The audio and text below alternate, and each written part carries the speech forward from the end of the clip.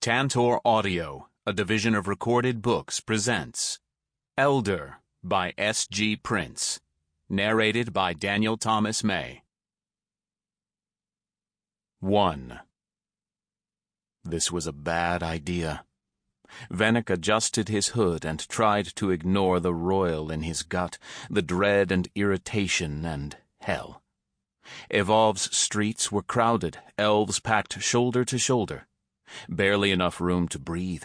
Certainly not enough room to draw a weapon and wreaking gods he wanted to. But that would do Venick no good. Not here, not when he was supposed to be avoiding attention.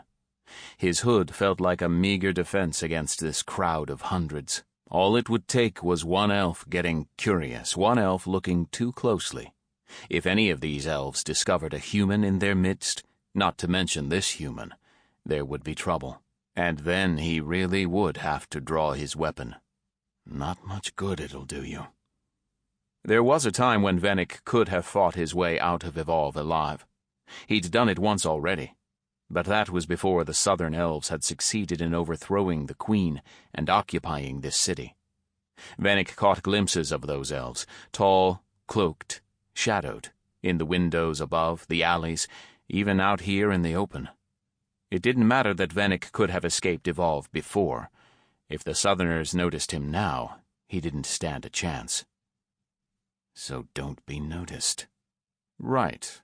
Even though he was broader than most elves, even though he moved like a human, smelled like a human, spoke like a human, his only hope was that the crowd would be too large, the elves too preoccupied to give him a second glance.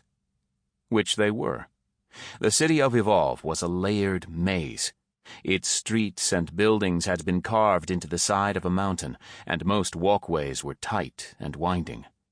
The elves moved around him with a fluidity Venick would never possess, streaming through the streets like water through a channel, each distracted by their own tasks, their own problems. They didn't look at Venick. But he looked at them. He noted their pearly skin, their long limbs. He marked the weapons on all of them, swords and daggers mostly, the occasional crossbow. And their faces. Those high brows and angled cheekbones. Beautiful, yes, all elves were, but utterly blank. That was typical. Elves rarely allowed their emotions to show in their expressions. And yet, this wasn't to say their emotions were hidden. Dampened, yes, disguised, but still discernible if you knew what to look for. Venick did. He'd spent time around elves, more time than most humans, and so he'd grown accustomed to their subtleties. As Venick scanned the elves around him, he noticed their too flat mouths, their sideways glances. He saw the way their hands fluttered over their weapons and thought he could sense it just under the surface, something pulsing, brimming. Tension. That was the feeling that claimed this city. No guessing why. It wasn't every day that a new elven queen took the throne. Killed for the throne, you mean? Venick's stomach soured at the thought. He'd been there in the palace stateroom to witness Farah's betrayal, how she and Rafan allied with the Southerners and plotted to overthrow the Queen. How they'd spread the rumor of Queen Rishiana's ill ability to rule, her merciful removal. Had it only been 8 days since Farah had stabbed Rishiana on the stateroom floor? Since the Southerners had infiltrated this supposedly hidden city and slaughtered legionnaires and most of the royal court? And Ellina. "Conjurer on your left." Daurine's voice came in close at Venick's ear. Venick aimed a glance back at his elven companion, who pulled his hood up a little higher, then jerked his chin to the side. 2 in that window overhead. "You don't have to do that," Venick muttered. "Another in the alley. I can spot them for myself. And one more." Daurine. Daurine gave Venick a long look, half exasperated, half reproachful, then shrugged. The gesture was classically human. Wrong to see it on an elf, and dangerous should anyone notice. Daurine seemed to realize his mistake. He tugged again at the edges of his hood, glancing to their left and right to see if he'd been observed. He hadn't. Thank the gods. "What you can tell me," Venick murmured as they moved off the main thoroughfare and into a crowded market, "is what you plan to do if we're stopped on the palace bridge." "We will not be stopped." "Really?" "No." But Daurin's confidence was absurd. Venick had seen the royal palace, had spent the better part of a month locked behind its high stone walls. He'd seen its bridge, too, wide and ancient and black. That bridge was the only path in or out of the palace, unless you wanted to risk a swim across the bay far below, and elves didn't swim. Though the palace bridge hadn't been heavily guarded when Venick had seen it last, surely it would be now. Farah wasn't stupid. Her claim to the throne was new and therefore vulnerable. Bet she'd positioned a whole host of guards on that bridge to keep watch. Bet she'd positioned conjurers there, too, to protect their new queen. "So what then?" Venick asked, dodging a horse-drawn cart and moving under a display of colorful lanterns. "You think Farah's conjurers will just let us in?" "No," Daurin's reply came easily. "But it will not matter. We are not going to the palace." Venick halted so abruptly that Daurin nearly collided into him. He spun around. "What do you mean we aren't going to the palace?" "Lower your voice." "That's the whole reason we're here." "We are here to find Ellina," the elf countered, "in whatever way is least likely to get us killed. Perhaps you would like to battle conjurers to get across the bridge?" "I never said." "Which fits, seeing as you like to bludgeon your way through every problem." "I do not bludgeon." "But I would like to accomplish this mission with some finesse." "Oh, for God's sake, Daurin." Venick's anger spiked. His hands clenched to fists. He was aware that they'd stopped in the center of the market, that this argument was likely to draw attention, but instead of dropping his voice and moving on, his volume only grew. "Where do you expect to find her, if not at the palace? We can't search the whole city." "We can, if that is what it takes." "You're not serious." "We owe it to her," Daurin insisted. "We both do." Venick crossed his arms. He didn't owe Ellina anything. He had half a mind to call it quits, and damn Daurin anyway. Safer to stay put and let the elf risk his own neck. Better yet, safer to turn around and abandon this rescue mission altogether. They'd barely managed to escape Evolve the first time. Insane, the both of them, for coming back to this place without a real strategy other than to find Ellina. In the days since the stateroom coup and the Queen's death, only a handful of palace elves had managed to escape the city. Those elves, most of whom had witnessed Queen Rishiana's murder and now feared the consequences, had been hiding out in the foothills around Evolve for the last 8 days, trying to agree on a plan and generally fighting amongst themselves. Daurin and Venick had been at the center of those fights. Daurin believed that since Ellina had not escaped with the rest of them, she must have been caught in the stateroom battle and was now being held prisoner in the city. Venick, who no longer trusted anything he once thought he knew about Ellina, suggested that maybe she didn't want to escape. Maybe she had chosen to join her traitorous sister instead. Neither of them mentioned the third option. Venick's frustration gathered. It condensed, palpable, in the air between them. He'd made it clear that he didn't want to return to this city.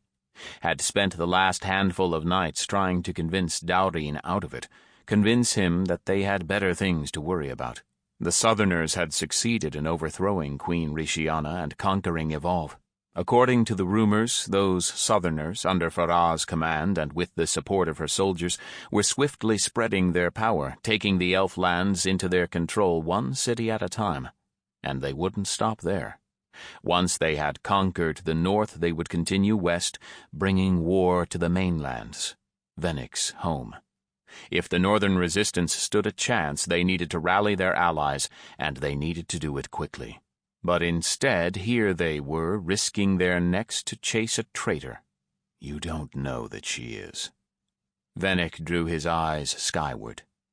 It was true.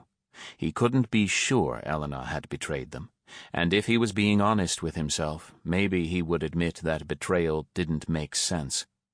Ellina cared deeply for her country. She'd been a legionnaire, sworn to protect and defend it, and Ellina and Farah, despite being sisters, had never been allies. Ellina and her bondmate Rafan certainly hadn't. Wasn't it possible, then, that Ellina truly had been captured in the fighting? Wasn't it possible that she was now being held prisoner here against her will? Maybe. Yet it was easier to think of Ellina as the enemy, easier for Venick to justify his sudden, terrible repulsion of her. If Ellina was a traitor to the North, Venick could think of how she had forgone her values and her oaths. He could focus on the ways she had wronged Daurine and the Legion. He could think of anything, how she had betrayed her country, how she had turned her back on her very self, anything other than how she had betrayed him, and cast him out, and wished him dead. If she is being held prisoner, they would not keep her in the palace anyway, Daurine said now. She would be in the dungeons, which are in the city. So that's where we're going? The dungeons? No. Infuriating. The elf was infuriating. Daurine, this is ridiculous. I have a plan. Then maybe it's time you share it. Venick's voice snapped through the market, louder than he'd intended. He saw his error at once, and he should have known better, should have realized they'd been standing there too long, that they'd already gained the attention of nearby traders and shoppers. But Venick had been thoughtless. He'd been angry. There was a sudden bubble of silence, the flash of golden eyes turning their way. Venick grimaced, trying to undo the damage by ducking his head, but too late. More heads were turning now, eyes slimming as the crowd's attention jumped from Daurine to Venick, noticing the strange size of him, the strange way he moved. Not an elf. Not one of them. Human. Well, Daurine said dryly as two conjurers materialized into view. That did not take very long. The mood of the market quickly darkened.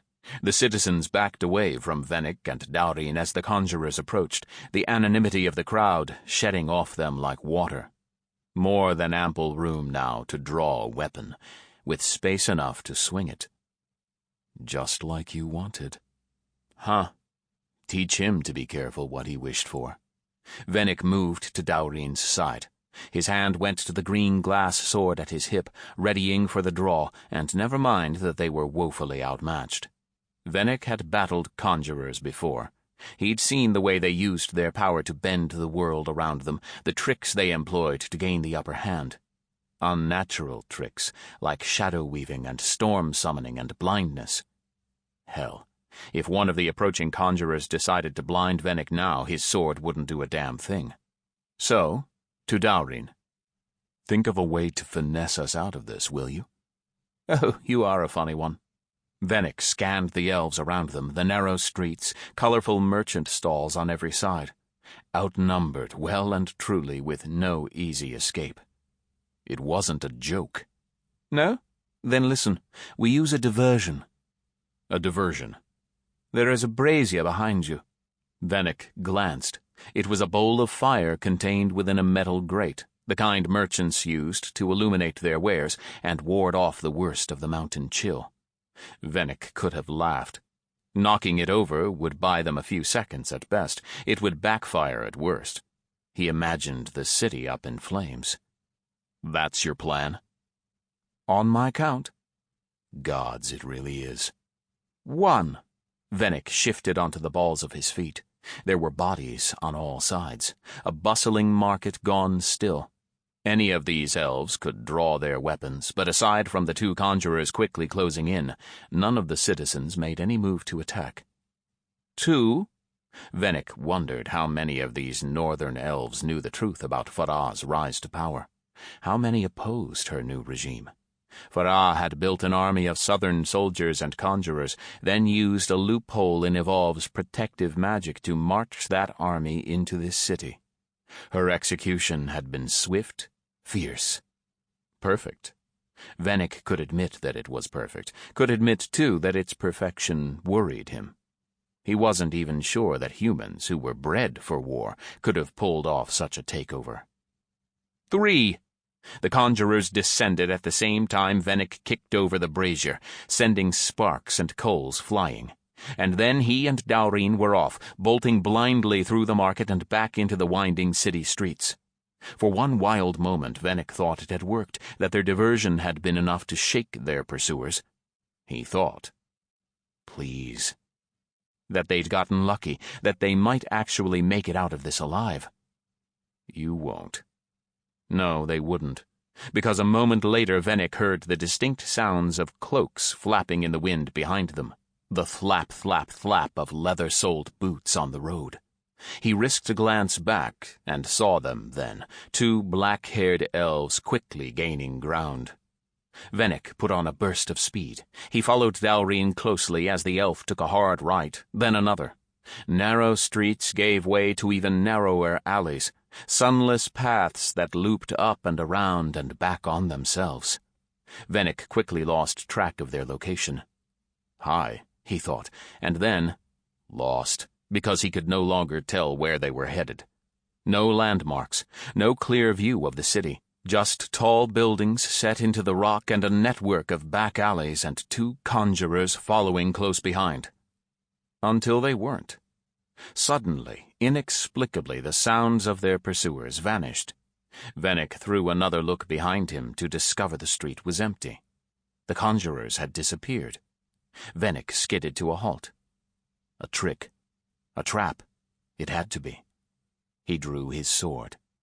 Dowreen stopped too. Put that away. Venick ignored him. He scanned nearby windows and rooftops, then looked higher, up into a suspended web of footpaths and archways. They were in a quieter part of the city now, a neighborhood, Venick realized, though the buildings here only vaguely resembled homes. They were cruder than the shops back near Evolve's center, more roughly carved as if they'd been molded with child's clay. I said put it away, Dowreen snapped.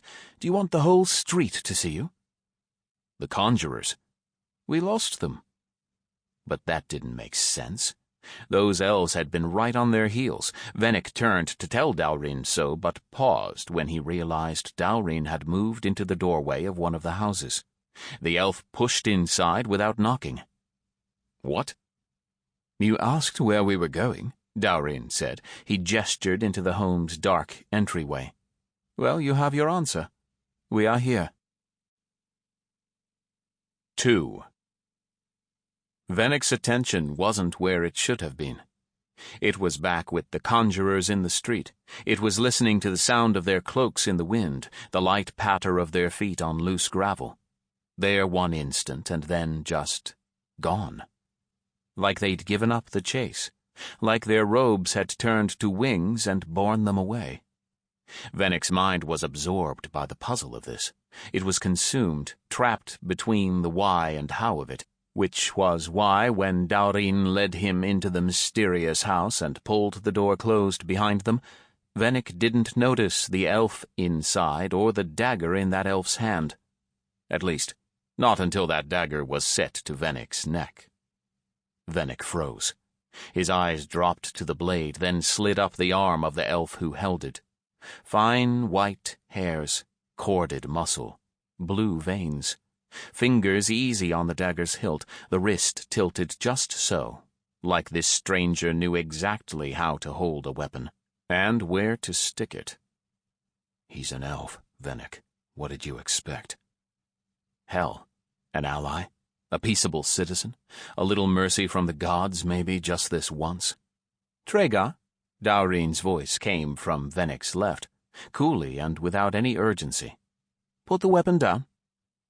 The elf, Traegar, didn't take his eyes off Venick. What are you doing in my house? Dowreen answered. We encountered a bit of trouble. And you came here? Do not make me ask again. Dowreen sounded impatient. Venick might have cautioned him on the wisdom of goading an enemy, had he not been otherwise preoccupied. Put the weapon down. This time, to Venick's surprise, Traegar listened. He took a swift step back and lowered the dagger, folding his arms smoothly into the loose sleeves of his robes. Weapon sheathed and out of sight just like that, as if he hadn't been about to spill human blood, as if he hadn't looked eager to do it. Venick mimicked the motion, stepping back, folding his arms. He glanced around the room. A darkly lit foyer, simply furnished, one shuttered window, and wished he had a dagger to hide up his sleeve. Something he could draw quickly if this elf happened to change his mind. Or if the conjurers return, think of that. Traegar's eyes cut to Dowreen. That door was locked. It is good to see you too. You still have a key? I kept one, for just such an occasion. Dowreen was smiling. Now, are you going to offer us a drink? A place to sit? Come, Traegar, is this any way to greet an old friend? Traegar was handsome, even by elven standards. He was taller than most elves, artistically built, with a long face and full mouth. Striking, certainly, but also different. Unlike many elves whose skin was pale, Traegar was deeply tanned. His hair, too, was unusual, shoulder-length and wavy rather than sleek and straight. Yet his eyes were the same bright golden of all elves, and Venick's neck twinged to remind him he knew how to wield a weapon. You should not be here, Traegar said. Dowreen's smile twisted. I see your manners have not improved with age. The Dark Queen has been looking for you. Is that what they call Farah now? The Dark Queen? It is not a joke. I am not laughing. Yet Dowreen did not seem all that concerned either for someone who had just escaped two of the Queen's conjurers. He leaned a shoulder against the nearest wall, crossed his arms and ankles. It was an easy posture, relaxed, opposite how Venick was standing, or how Traegar was, with guarded uncertainty. Farah's conjurers spotted us. We need a place to stay until our trail runs cold, and we need information. I was hoping you could provide both. Traegar appeared unmoved. And what do I get in return for the trouble? Is that how you want it to be between us? Favors exchanged for favors? I want it to be like nothing between us. Dowreen shrugged, but there was something off about the movement, something stiff. It was only then that Venick realized he'd been wrong. Dowreen wasn't relaxed. He was troubled, and doing his best to hide it. In that case, Dowreen replied, do it to assist a worthy cause. You know who this is, don't you? He jerked his chin in Venick's direction. Traegar's voice went low. Everyone knows who he is. Then you must also know why Farah and her conjurers are after us. I have heard rumors. Good. As if that settled things, Dowreen pushed off the wall and disappeared down the hall. Into a kitchen, Venick presumed, from the sudden sound of cabinets opening and closing. Traegar let him go, but made no move to follow, and Venick, reluctant to turn his back on this new elf, didn't either. There was a tense moment of silence as they appraised each other. You surprised me, Traegar finally admitted. It wasn't an apology, but something close. Venick relaxed a little. He made the elvish hand motion for no harm, which earned him 2 lifted brows. They said you spoke Elvish. I was not sure whether to believe it. It is unusual for humans to speak our language. For the first time, Traegar switched to Elvish. They say humans can lie in Elvish. No one can lie in Elvish, Venick replied in that same tongue. The words came easily and without pain, proof of their authenticity. No, Traegar agreed, switching back to Mainlander. I suppose not. He looked down the hall where Dowreen could still be heard rummaging. He has always been cocky. I forgot that about him. The comment, the familiarity of it, surprised Venick. And arrogant. He drives me insane. That makes 2 of us. Traegar skimmed another look in Venick's direction. His eyes still held that gilded keenness, but there was something else there now, too. Curiosity. Amusement. Without comment, they started down the hall together. Venick had never seen the inside of a northerner's home. He'd seen their city, certainly, and the Queen's palace, and he supposed if he'd thought anything, the elves' homes would be like that. Grand, cold.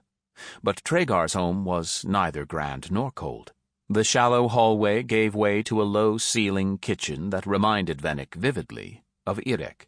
There was a furnace burning brightly in one corner, a row of pans arranged in order of size, a pot of sweet-smelling stew simmering on the stovetop. The table was made of unpolished wood, its chairs heaped in warm furs. The whole scene was quaint, cozy. "No tea," Dowrine announced as they entered. "But I see you still keep a supply of rezache." He held up a tumbler filled with 2 finger-widths of golden-brown liquid. "I took the liberty." "Of course you did." Dowrine motioned towards the kitchen window with that same hand, sloshing some of the tumbler's contents. "You have been redecorating. Those curtains are new." And drawn, Venick saw, though it was only midday.